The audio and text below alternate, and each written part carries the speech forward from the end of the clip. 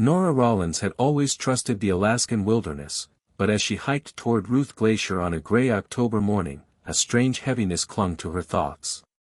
The air felt charged, too still, as if the mountains were swallowing every sound she made. She paused on the trail, listening.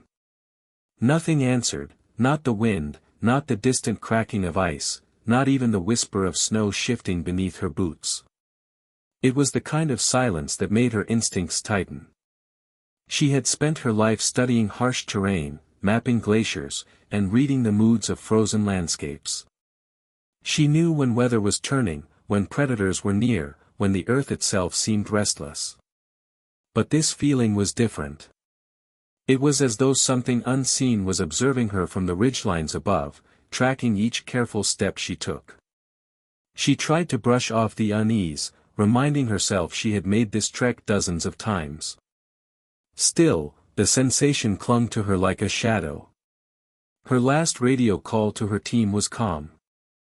She reported clear skies and planned to camp near the glacier's edge. She sounded confident, steady, utterly unbothered. No one suspected it would be the final time her voice was ever heard. Sunrise arrived without her check-in. Search teams fanned across the ice, battling storms and dwindling daylight, but every trace of her vanished. Days turned to weeks, then years, until her name became just another unsolved mystery whispered about in Denali's lodges. 5 years later, fate shifted. A fisherman spotted an enormous block of crystal-clear ice drifting through the bay. It glowed in the early morning light, smooth as polished glass. At first he thought it was a trick of the sun, until he saw the figure sealed inside. Nora Rollins lay curled within the frozen chamber, untouched by time. Her expression was peaceful, almost thoughtful, as though frozen mid-breath. But something far stranger caught the fisherman's attention. Her right hand was clenched around a dark shard. Authorities rushed to the scene. Scientists arrived with scanners and samples, baffled by the ice's unnatural clarity. Locals whispered about strange lights moving across the sky the night before. Sheriff David Mercer oversaw the transport of the massive block, uneasy the moment he saw Nora's face. There was no terror in her features. No sign of injury. Only a stillness that felt deliberate. As the ice was loaded into a reinforced shelter, a sharp crack sliced across its surface, though the block didn't break. Mercer stepped closer, studying the shard in Nora's grasp. Its edges were carved with faint patterns, unlike any rock found in the region. He felt a chill move through him that had nothing to do with the cold. That night, as researchers set up equipment, temperature monitors flickered. Lights dimmed. The wind outside shifted into a low, trembling moan. Mercer stood alone beside the ice, sensing a faint vibration through the floor. A pulse, slow and deliberate, echoing like a distant heartbeat. He felt it resonate through his chest, unsettling and rhythmic. He didn't know what Nora had found in the mountains, but he feared it wasn't finished with them yet. Mercer stepped back, trying to steady his thoughts, but the pulse only grew stronger, throbbing through the ice like something waking from a long sleep. Frost curled in branching patterns across the shelter walls, forming shapes that looked disturbingly intentional.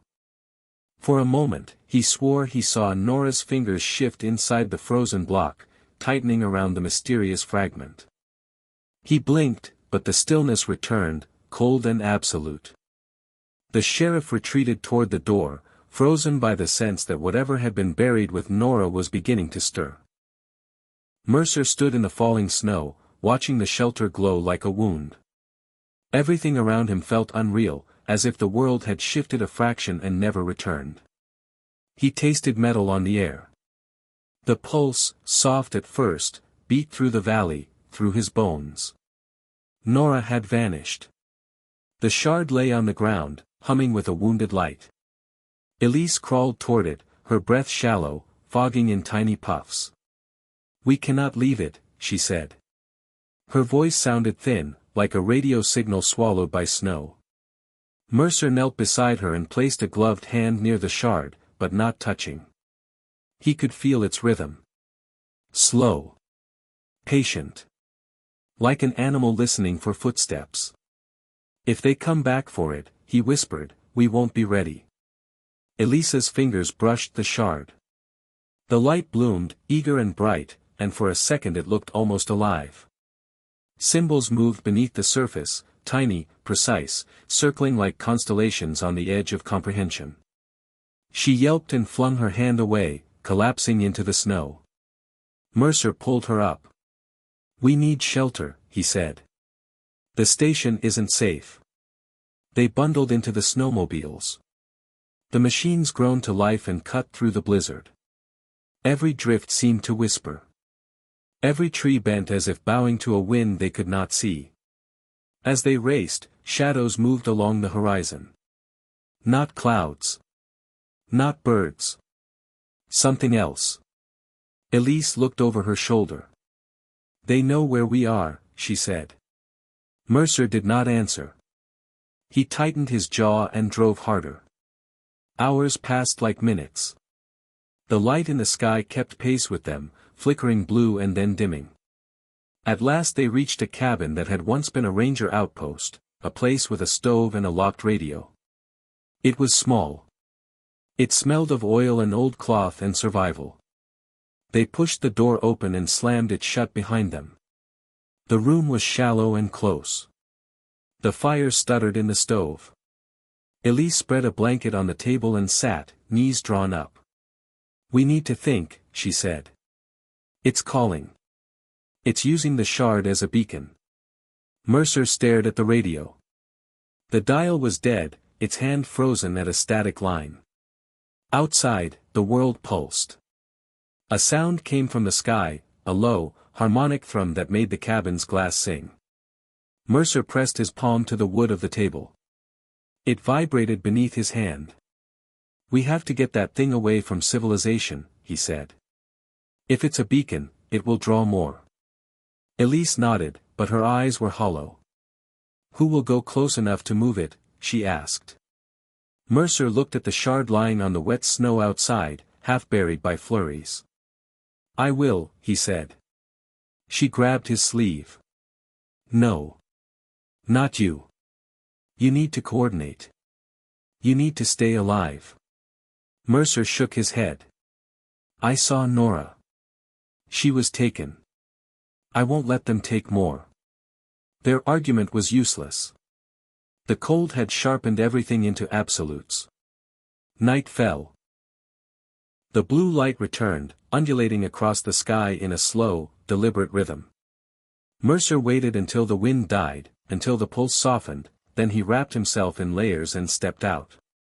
The air bit. His breath came in white shards.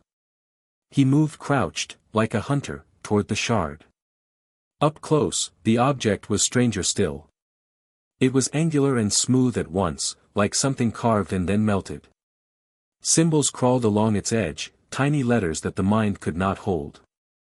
Mercer slipped a heavy canvas bag open and reached for it with gloved hands. The moment his fingers touched the cold metal, the world lurched. A howl broke across the plains and the snow rose in a twisting wall. Mercer stumbled backward, the bag falling from his grip. In the whiteness, shapes moved, taller than men, with limbs that bent the wind. They were not solid. They were outlines, holes where form should be, patterns of dark between the snow. Mercer's heart pounded. He forced himself to breathe slow and measured. He lunged, scooped the shard into the bag, and slammed it shut. The shimmer of blue flared. The outlines recoiled as if struck. Mercer ran, legs burning, soundless snow swallowing his boots. He dove into the cabin, slamming the door. The bag lay heavy on the floor, humming faintly.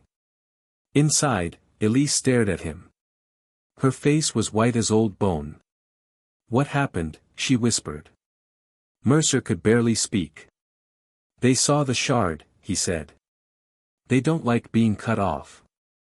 Elisa's hand trembled as she reached for the bag. When she touched it, the hum intensified, a steady, eager tone. She nearly dropped it. "We need to bury it," she said. "We need to hide it deep, under rock, under ice." Mercer nodded. "And then we leave. Far from here." They fashioned a harness and prepared the snowmobile to carry the weight. The plan was simple and dangerous. At midnight they rode out, each minute stretched into an ache. The sky watched them. The road was a ribbon of white and glass. The shard pulsed against the canvas like a trapped heart. Halfway to a ridge where they could bury it under a landslide, the snowmobile stuttered.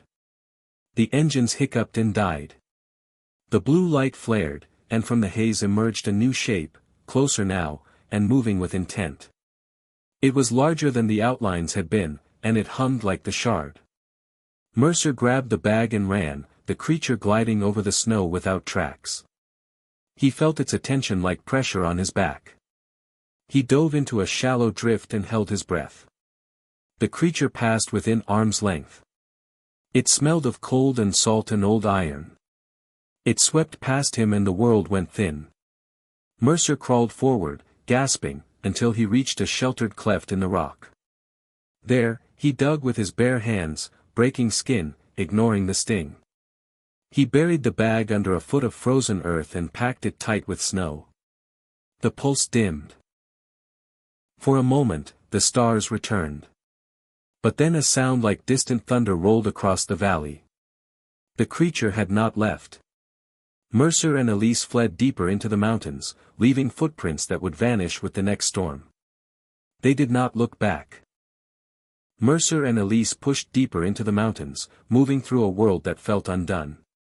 The wind had gone hollow, carrying strange harmonics that rose and fell like distant voices. Snow drifted sideways, not with the storm, but with purpose, sliding in slow, spiraling motions as if something enormous was breathing beneath it. They reached a narrow ravine where the rock walls curled inward like ribs. The darkness there felt thick, almost physical. Elise hesitated. "David, something's wrong in this place." Mercer lifted his flashlight. The beam broke into strands of pale light, stretching unnaturally before fading. The air shivered. A sound bloomed through the valley, a deep, resonant tone that quivered through their bones. It was not the shard's pulse. It was older. Heavier. Like a door being opened somewhere beneath the earth. Elise clutched Mercer's arm. "We shouldn't be here." But they had no choice. Behind them, shadows were gathering, slow, tall shapes gliding across the snow with eerie calm. Mercer pulled her forward. "We keep moving. If we stop, they'll surround us." Their breath echoed against the stone. Frost crept along the walls in branching patterns, forming shapes that looked almost like eyes. Some were open. Some were closed. All seemed to follow their movement. A sudden vibration rippled through the ground. Mercer stumbled. Elise caught herself against the wall, her hand pressing into a patch of frost. The frost moved. It curled beneath her palm like tiny fingers reaching back. She recoiled with a strangled gasp. "David, this place is alive." Before Mercer could respond, a low rumble rolled down the ravine. Snow shook loose from the ledges above. The shadows behind them halted, as if waiting. A figure stepped out from the far end of the ravine. It was human-shaped. But not human. Its edges flickered like an image failing to stabilize. Inside its outline, faint constellations shimmered, stars drifting in a body of shifting dark. Mercer's throat tightened. "Elise, stay behind me." The figure tilted its head slowly, as though studying them with curiosity. The air dimmed around it. Its presence pulled at the world, stretching sound, bending space. When it opened its mouth, no words came. Only a vibration. The ravine walls groaned. Snow erupted upward as if gravity had flipped. Elise screamed and clung to Mercer as debris spun around them. Then, everything stilled. The figure lifted an arm. In its hand was a shape Mercer recognized instantly. The shard. Not the one they buried, another one. It pulsed with a deep, blood-red light that made Mercer's chest ache. The figure stepped closer, silent, watching him. Then it placed the shard gently onto the snow. Slow. Intentional. Purposeful. A message. Mercer's pulse hammered. Elise, it wants us to take it. She shook her head violently. No. David, no. The first one almost killed us. Mercer stepped forward despite himself. Something about the shard pulled at him, ancient, insistent, aware. When he reached out, the figure vanished, collapsing into a ripple of shadow and starlight that dissolved into the storm. The mountains exhaled. Mercer lifted the shard. It burned cold in his hand, humming with a rhythm that felt almost like speech. Behind him, Elise whispered, "What does it want?" Mercer stared into the red glow. "Not us," he said. "The others." The wind shifted again, carrying a long, trembling note that made the ravine vibrate. It was the same tone Mercer had heard on the radio, the warning, the plea, the voice they thought was Nora's. But now it sounded clearer, sharper, threaded with a kind of desperation. Elise clutched her coat tighter. "David, that isn't her. Whatever is speaking through that signal, it's not her." Mercer frowned. "But it knew my name. It knew what we saw." Elise shook her head, fear tightening her face. "Echoes can know things. Mimics can learn. That doesn't make them human." The ground rumbled softly beneath them, as though agreeing. Mercer stepped away from the ravine wall, listening as the tone grew louder. The red shard pulsed in time with it, brightening, dimming, brightening again. It felt like a countdown. "David," Elise whispered, "we need to move. Now." They fled the ravine, stumbling into the open snowfall. Behind them, the darkness swirled like ink, shapes reforming in the shifting storm. Not pursuing. Not attacking. Waiting. For the shard. For the next signal. Mercer felt the realization settle in his chest like ice. "These things aren't hunting us," he said quietly. "They're gathering." Elise stopped in her tracks. "For what?" Mercer's grip tightened around the shard. "For whatever's coming next." A low hum rolled across the snowfield, deeper than before. Mercer felt it in his teeth, in his spine, in the quiet space behind his heartbeat. The sky above them rippled with faint red bands of light, stretching across the clouds like warnings etched into the air itself. Elise whispered, "David, it's starting." Mercer and Elise pushed deeper into the mountains, moving through a world that felt undone. The wind had gone hollow, carrying strange harmonics that rose and fell like distant voices. Snow drifted sideways, not with the storm, but with purpose, sliding in slow, spiraling motions as if something enormous was breathing beneath it. They reached a narrow ravine where the rock walls curled inward like ribs. The darkness there felt thick, almost physical. Elise hesitated. "David, something's wrong in this place." Mercer lifted his flashlight. The beam broke into strands of pale light, stretching unnaturally before fading. The air shivered. A sound bloomed through the valley, a deep, resonant tone that quivered through their bones. It was not the shard's pulse. It was older. Heavier. Like a door being opened somewhere beneath the earth. Elise clutched Mercer's arm. "We shouldn't be here." But they had no choice. Behind them, shadows were gathering, slow, tall shapes gliding across the snow with eerie calm. Mercer pulled her forward. "We keep moving. If we stop, they'll surround us." Their breath echoed against the stone. Frost crept along the walls in branching patterns, forming shapes that looked almost like eyes. Some were open. Some were closed. All seemed to follow their movement. A sudden vibration rippled through the ground. Mercer stumbled. Elise caught herself against the wall, her hand pressing into a patch of frost. The frost moved. It curled beneath her palm like tiny fingers reaching back. She recoiled with a strangled gasp. "David, this place is alive." Before Mercer could respond, a low rumble rolled down the ravine. Snow shook loose from the ledges above. The shadows behind them halted, as if waiting. A figure stepped out from the far end of the ravine. It was human-shaped. But not human. Its edges flickered like an image failing to stabilize. Inside its outline, faint constellations shimmered, stars drifting in a body of shifting dark. Mercer's throat tightened. "Elise, stay behind me." The figure tilted its head slowly, as though studying them with curiosity. The air dimmed around it. Its presence pulled at the world, stretching sound, bending space. When it opened its mouth, no words came. Only a vibration. The ravine walls groaned. Snow erupted upward as if gravity had flipped. Elise screamed and clung to Mercer as debris spun around them. Then, everything stilled. The figure lifted an arm.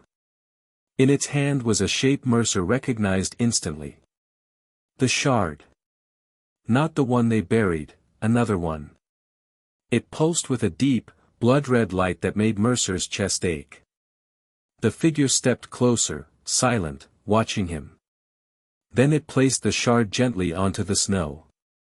Slow. Intentional. Purposeful. A message. Mercer's pulse hammered. "Elise, it wants us to take it." She shook her head violently. "No. David, no. The first one almost killed us." Mercer stepped forward despite himself. Something about the shard pulled at him, ancient, insistent, aware. When he reached out, the figure vanished, collapsing into a ripple of shadow and starlight that dissolved into the storm. The mountains exhaled. Mercer lifted the shard. It burned cold in his hand, humming with a rhythm that felt almost like speech. Behind him, Elise whispered, "What does it want?" Mercer stared into the red glow. "Not us," he said. "The others." The wind shifted again, carrying a long, trembling note that made the ravine vibrate. It was the same tone Mercer had heard on the radio, the warning, the plea, the voice they thought was Nora's. But now it sounded clearer, sharper, threaded with a kind of desperation. Elise clutched her coat tighter. "David, that isn't her. Whatever is speaking through that signal, it's not her." Mercer frowned. "But it knew my name. It knew what we saw." Elise shook her head, fear tightening her face. "Echoes can know things. Mimics can learn. That doesn't make them human." The ground rumbled softly beneath them, as though agreeing. Mercer stepped away from the ravine wall, listening as the tone grew louder. The red shard pulsed in time with it, brightening, dimming, brightening again. It felt like a countdown. "David," Elise whispered, "we need to move. Now." They fled the ravine, stumbling into the open snowfall. Behind them, the darkness swirled like ink, shapes reforming in the shifting storm. Not pursuing. Not attacking. Waiting. For the shard. For the next signal. Mercer felt the realization settle in his chest like ice. "These things aren't hunting us," he said quietly. "They're gathering." Elise stopped in her tracks. "For what?" Mercer's grip tightened around the shard.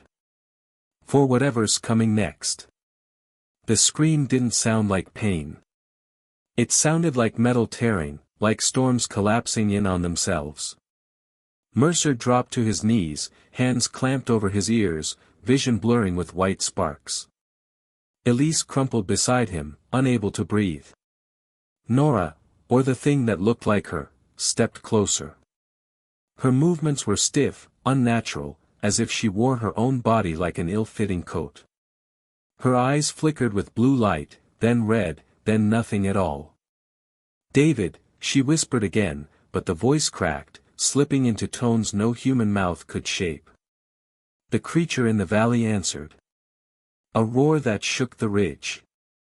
A call. A recognition. Elise gasped. "They're connected. All of them.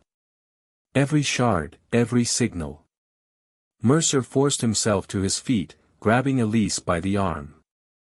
He pulled her backward as the false Nora reached out with trembling fingers that stretched too far. "We have to go," he said. "But where?" Elise cried.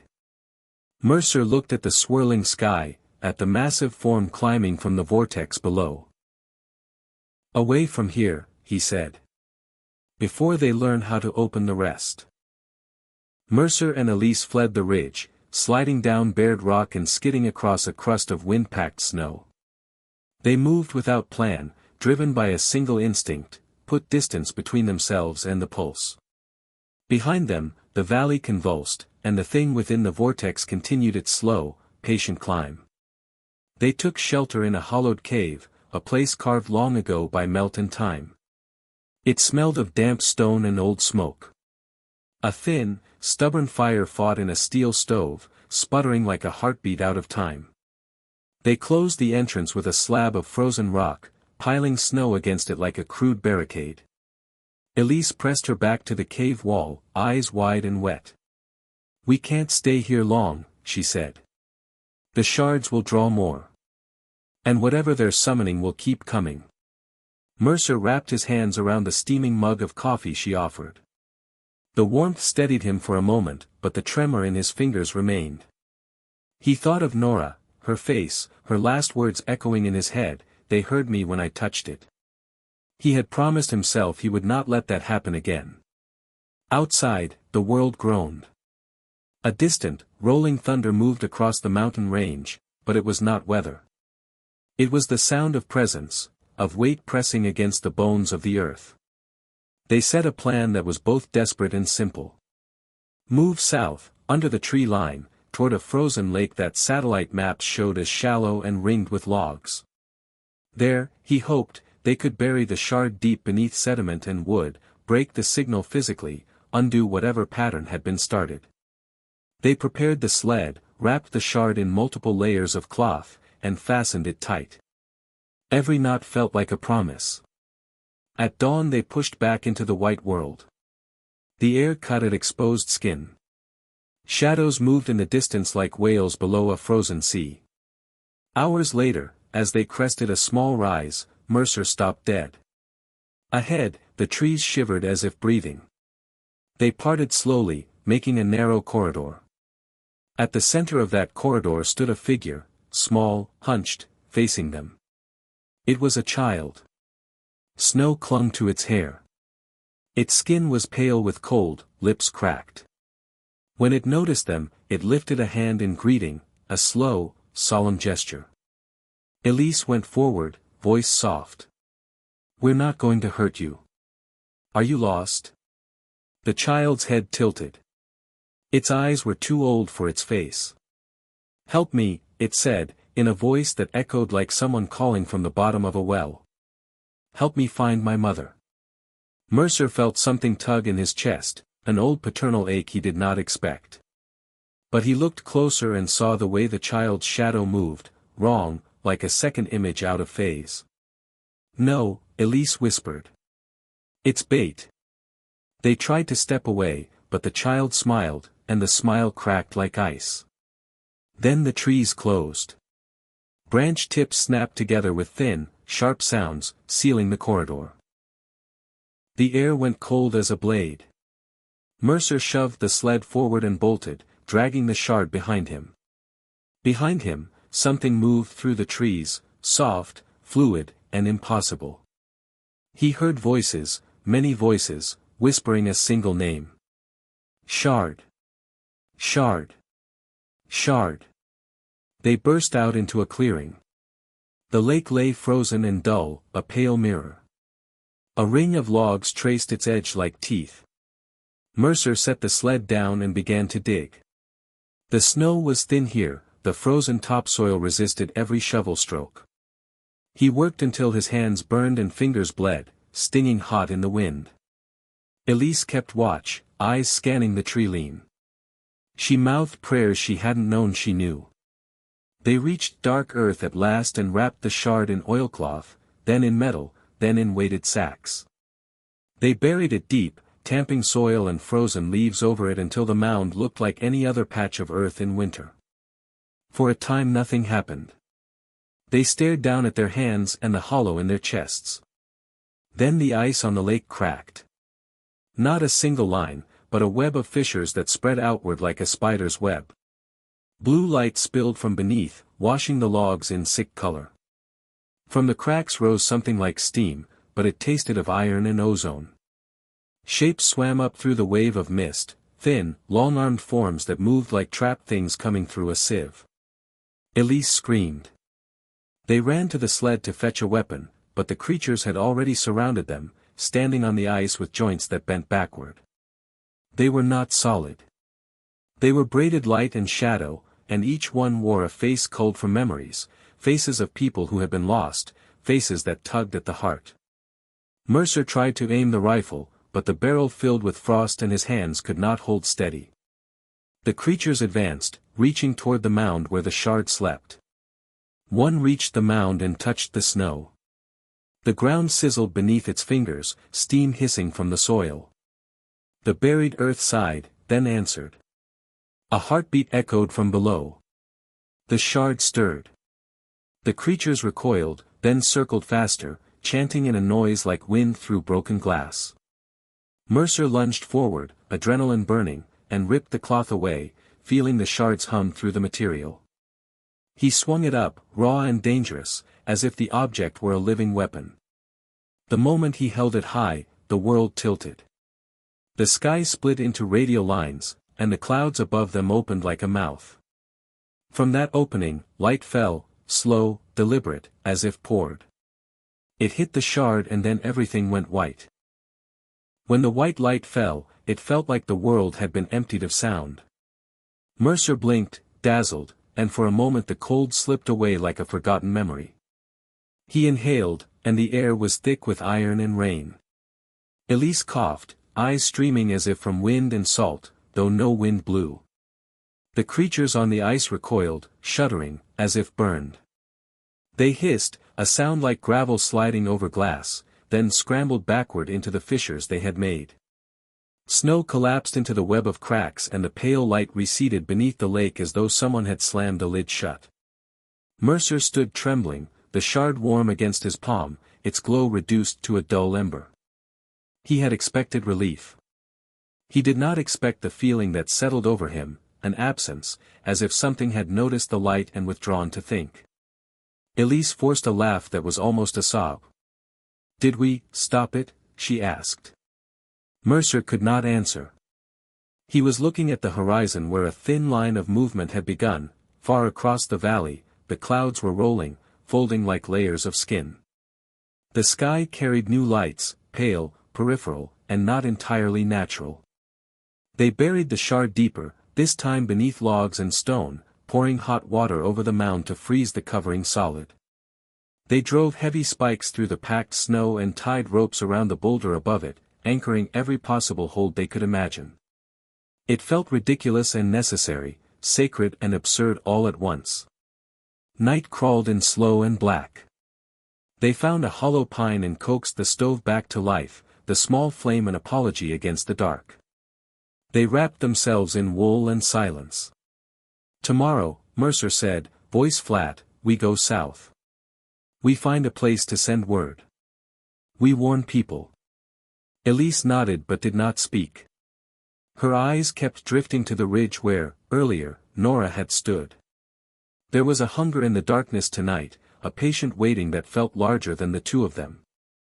They slept in fits, dozing and waking to the thump of things moving far away.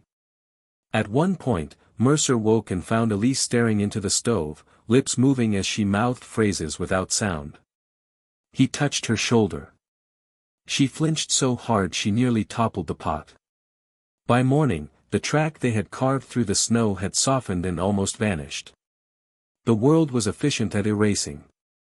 Mercer looked at the sled and the ropes and felt for a moment the small, brittle elation of survival.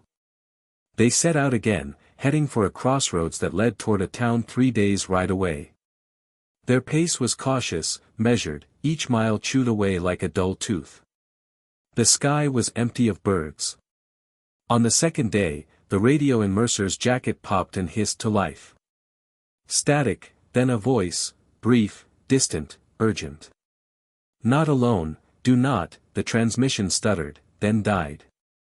Mercer gripped the device. What did it say? Elise whispered. He replayed the scratchy clip. The voice was fragmented, but he could make out a name, Cordell. Or Cartwright, someone from a town he didn't recognize. "Someone's trying to warn us," he said. Or, they were trying to warn themselves. They pushed on until dusk. In the light that remained, the mountains rearranged themselves, ridgelines that had been empty now held shadowed statues, tall, still forms that might have been trees, might have been watchers. As they passed a narrow pass, Elise froze. "Look," she whispered. A series of symbols had been carved into the rock, small, deliberate cuts forming circles and lines and marks that resonated with the patterns on the shard. They were new, wet as if carved by cold hands recently. Mercer frowned. "Hunters?" Elise shook her head. "Not human. Or at least, not like us." They moved past the pass with speed, hearts punching in their chests.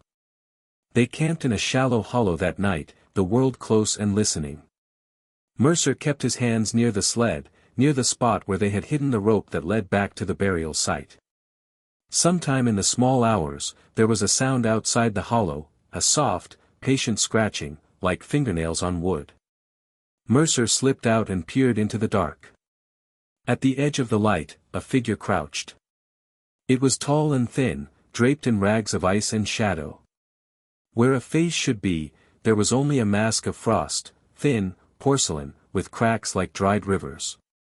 It lifted its head and regarded him with a tilt that suggested curiosity rather than malice.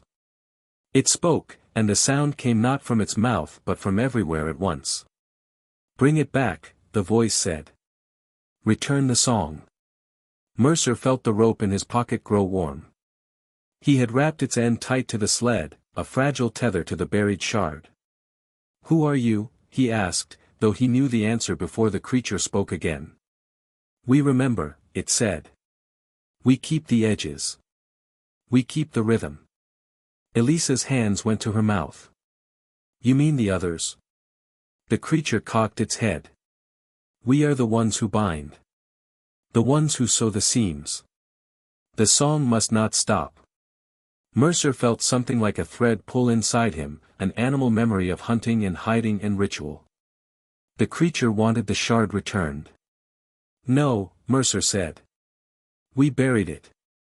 The creature's laugh was not a laugh. It sounded like wine through teeth. "If you let it lie," it said, "the hollow will fill. The doors will open. The old ones will wake." Elise stepped forward. "Then what?" The creature's eyes shone. "You will be the song." Mercer tightened his hands on the sled. His jaw ached. He had to decide. Mercer sat awake while the mountain exhaled around them. The creature's words pulsed in his skull like a second voice. "You will be the song." He kept picturing Nora's face, calm, shocked, patient. He thought of Elise, shoulders drawn tight against the cold, fingers white where she held the rope. Dawn was a promise that roadways in other worlds kept. Here, morning came like a rumor. They broke camp in silence. Elise moved with a kind of fragile efficiency, checking knots, scraping ice from the harnesses. Mercer watched her and felt both gratitude and an animal grief. They returned to the burial site by a path that tried to forget itself. Tracks had been scoured by wind, but remnants guided them, splinters of bark, a torn ribbon of cloth. The ridge looked emptier than the memory of it. Mercer dug through the frost with gloved hands until his fingers cramped. They found the soil disturbed. A shallow scrape where something had tried to root. The rope they had hidden was gone.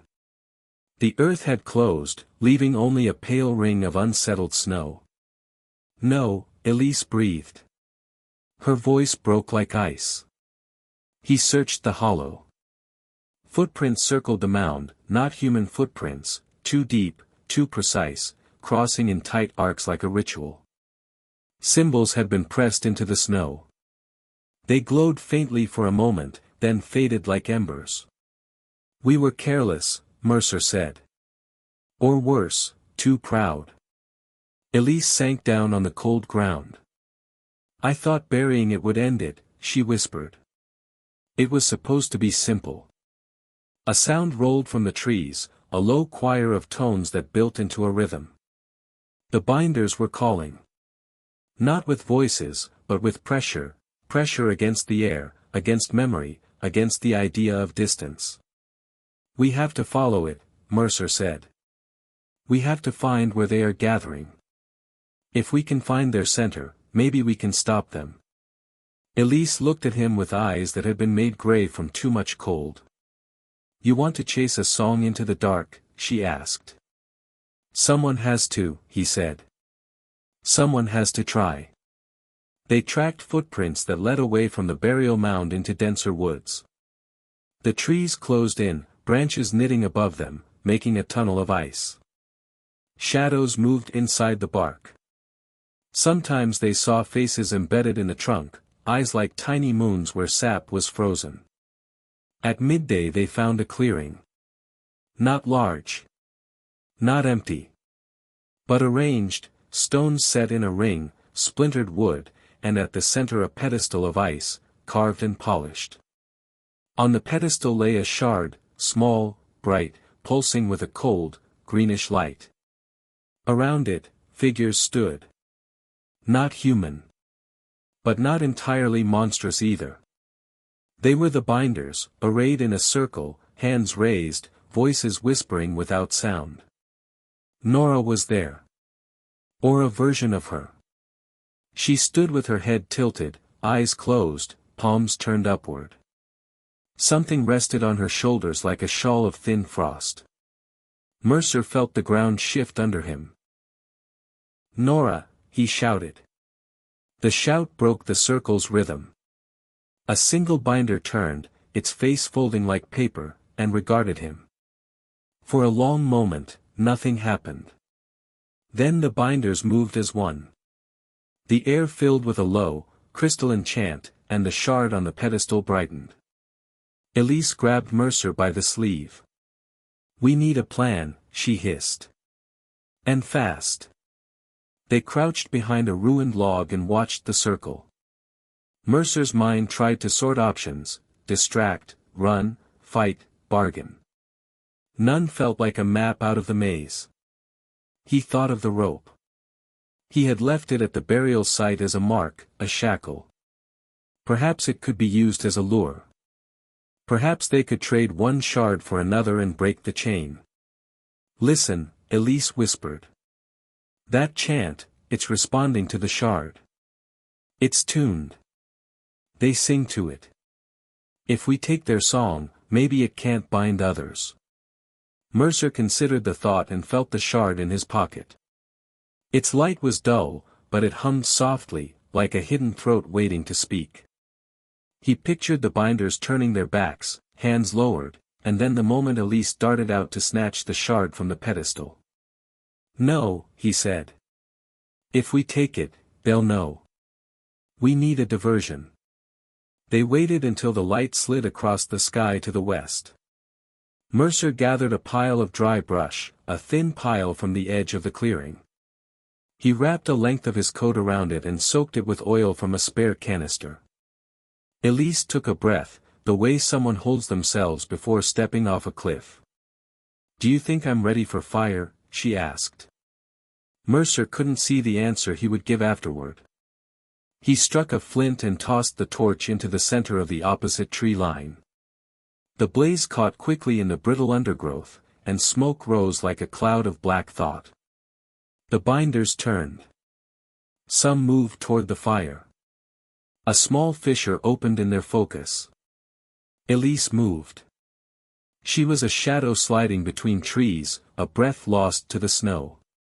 She darted to the pedestal, hands trembling, fingers closing around the small green shard. Mercer held his breath as if the world itself might inhale with him. Elise ran. Alarms chimed inside his chest. Figures swiveled. Leaves shook. A binder lunged and the world erupted. Elise screamed. The shard slipped from her grasp and flew across the clearing, spinning like a thrown coin. Mercer leapt, catching it with gloved hands. It felt heavier now, like an egg filled with cold fire. He bolted. The binders cried. Their sound was like icicles snapping. They chased, light-footed, moving between trees with impossible grace. Mercer ran for the perimeter, the rope trailing behind the sled like a cold banner. He could hear Elise behind him, tearing through branches. The binders surged forward, forming a wall. Mercer threw the shard into the hollow of an ancient stump and slammed his boot down like a hammer. The shard hummed, then pulsed. The ring of binders froze. Something in their music faltered. Mercer yanked the rope, heaved it across the clearing, and then tied it to a tree, winding it so the stump sat center. He dropped to his knees, bruised and gasping, the cold cutting under his collar. He watched as the binders circled, their chant now a ragged thing, catching on itself. Elise crawled up beside him, blood streaking her cheek, eyes wide as moons. "Did it work?" she whispered. For a breath, the field was silent. Then the stump split. From the crack, a thin column of light shot upward, stabbing into the clouds. The binders screamed, hands flailing, and collapsed like statues falling to dust. The light expanded, washing the clearing in a pale, surgical glow. Mercer felt the rope pull taut. Something heavy shifted far beneath their feet. He reached into the hollow and felt something smooth. A second shard, smaller and colder than the first. Elise whispered, "There are more. So many more." Mercer looked up at the broken sky and understood the shape of the answer forming like frost on a window. We needed to fight, not run. The clearing still shuddered with the aftershock of light when Mercer rose, the second shard heavy and cold in his grip. Elise steadied herself against a fallen trunk, breath sharp, face pale with disbelief. All around them the binders lay collapsed, woven shapes unraveling, melting into the snow like wet ash. But the sky. The sky was changing. Above the broken treetops, the clouds twisted inward, forming a slow whirlpool of slate and bruised violet. A column of dim light pulsed at the vortex's center, as though something behind the veil of clouds were breathing, testing the air before stepping through. Elise touched Mercer's sleeve. "David. I don't think this is over." Mercer closed his fist around the shard. "No," he said. "It's beginning." The ground under their feet trembled with a low, rhythmic beat, the same frequency the shards had carried. Far below, in the deep chambers of earth and ice, something huge was moving. "We need to go," Elise whispered. "Before the next wave arrives." They slipped out of the clearing, weaving between trees with the caution of hunted animals. The forest groaned with movement, branches leaning where there was no wind, hollows whispering their names. After an hour, they reached the edge of a frozen ravine. Below, the ice looked as though it had been peeled back by giant hands, revealing a chasm of black water and stone. Mercer knelt at the edge and held the shard over the abyss. The green glow reflected in the water like a star sinking into its own reflection. "We should throw it in," Elise said quietly. "Let the depths keep it." Mercer hesitated. "They'll just dig it back out. Or something worse will take its place." Elisa's voice cracked. "Then what? What do we do with it?" As if answering her question, the shard pulsed. A faint tone escaped it, not sound, but pressure, like the memory of a voice. Images flickered across Mercer's vision, Nora's face, the pedestal, the swirling sky. Then another image, one he didn't understand. A place underground, domed and cavernous, filled with pillars of ice that glowed from within. A heart. A chamber. A source. Elise stared at Mercer. "What did you see?" "A place," he murmured. "Deep. Old. Connected to all of this." Before she could ask more, the ravine quaked. Loose snow slid toward the drop, carrying small stones. A sound rose from the abyss, guttural, distant, ancient. Elise backed away. "David, something's down there." Mercer pocketed the shard. "Then we don't stay." They moved on, following a narrow ledge that curved alongside the ravine. The path was treacherous, the ice slick and the drop unforgiving. But the trembling behind them, now louder, now closer, left them no choice. When they finally reached stable ground, they were met by the last thing they expected. A man. He stood alone in the clearing ahead, wrapped in an old ranger's coat, beard frosted white, boots half buried in snow. He looked like he'd been waiting a long time. Mercer raised a cautious hand. "Sir, you all right?" The man didn't answer. His posture was stiff, eyes fixed on something beyond them. Elise shifted uneasily. "David, he's not looking at us." The man lifted one shaking arm and pointed past Mercer's shoulder, toward the sky. They turned. The vortex had widened. A luminous crack split the clouds from horizon to horizon, spilling light in long ribbons. Through the crack, something like a limb, black and vast, pressed against the veil. The man finally spoke, voice hoarse and ragged, as though scraped raw from screaming. "You brought the keys," he whispered. "Now the door opens." Mercer stepped forward. "What door? What's coming through?" The man's face twisted. "Not coming. Returning." Before they could question him, the ground split beneath his feet. He dropped with a cry, swallowed by a sudden seam of darkness. The snow collapsed inward, sealing the gap like a mouth closing. Elise screamed his name though she didn't know it.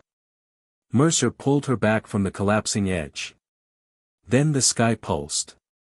A shockwave rolled across the treetops, flattening branches and shattering ice-laden boughs. The force threw both of them to the ground. The second shard in Mercer's pocket flared bright, vibrating like a struck bell. Voices, hundreds, maybe thousands, rose from the forest floor. Not human voices. Not binders. Something older. A chorus buried in the roots. Elise covered her ears, tears slipping down her cheeks. "Make it stop, please, make it stop." Mercer pulled her close, shielding her as best he could. The ground beneath them heaved once more. Then, as suddenly as it began, the shock wave dissipated. Silence returned. Except it wasn't silence. Not really. The forest breathed. Mercer and Elise crawled to their knees, bodies shaking. From far ahead, beyond the ravine, beyond the trees, a new light flickered. Soft at first. Then brightening. A beacon. A tower of green rising through the fog. Elise squeezed Mercer's arm. "It's calling to us." Mercer swallowed hard, tasting blood and cold metal. "No," he said. "It's calling to the shards." He stood, legs unsteady. "Whatever that chamber is, that's where this ends." Elise rose beside him, chin trembling but eyes steady. "Then we go." Mercer nodded once. They moved toward the beacon like moths to a bruise of light. The path narrowed into a squeeze of rock and frost, and the air grew denser, as if every breath had weight. Mercer kept the shard wrapped in cloth under his coat, close to his chest, feeling its faint pulse like a second heartbeat. Elise walked beside him, silent, jaw set, hands white on the sled straps. As they climbed, the world around them changed. Trees thinned into pillars of wind-shaped ice.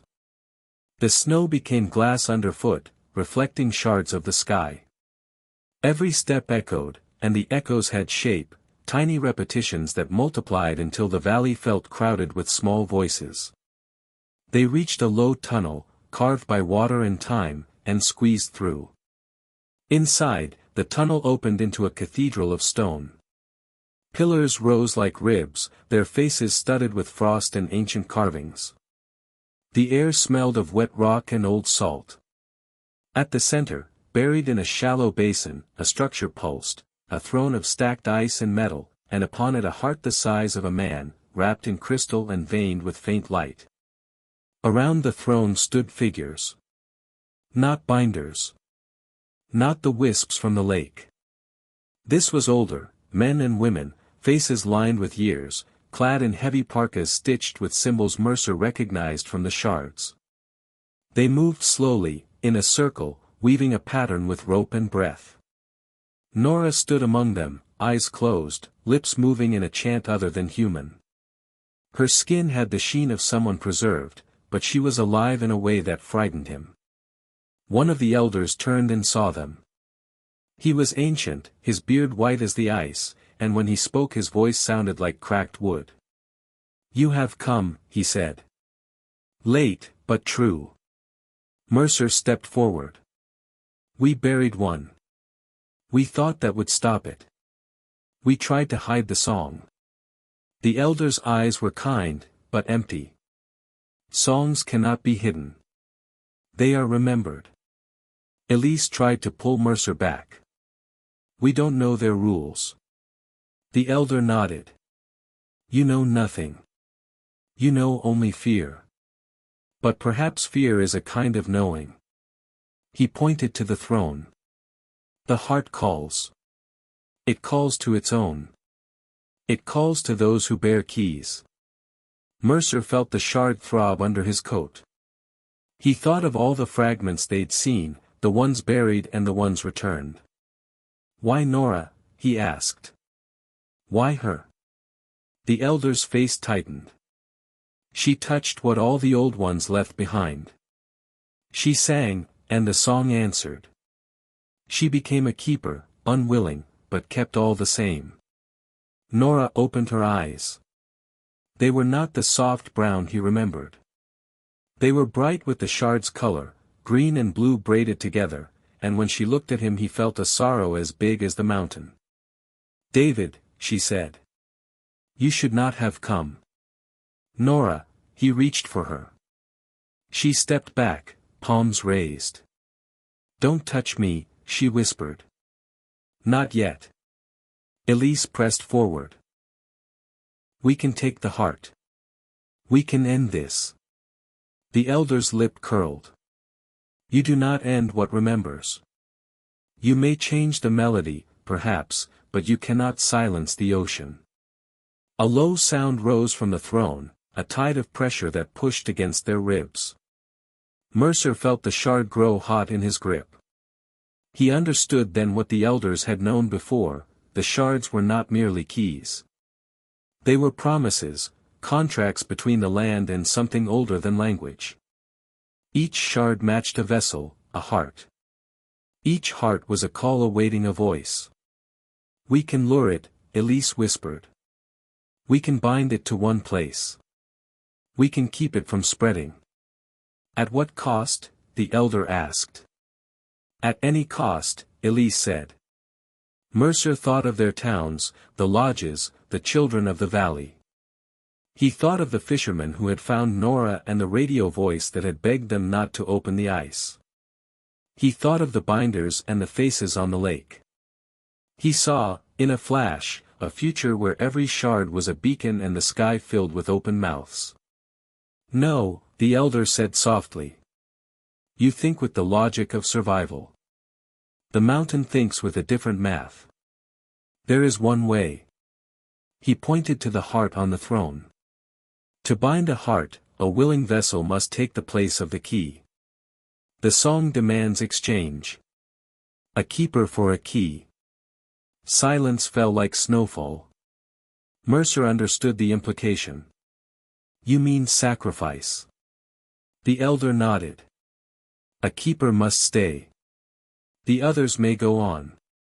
The heart will sleep as long as the keeper remembers the chant. Nora's voice broke.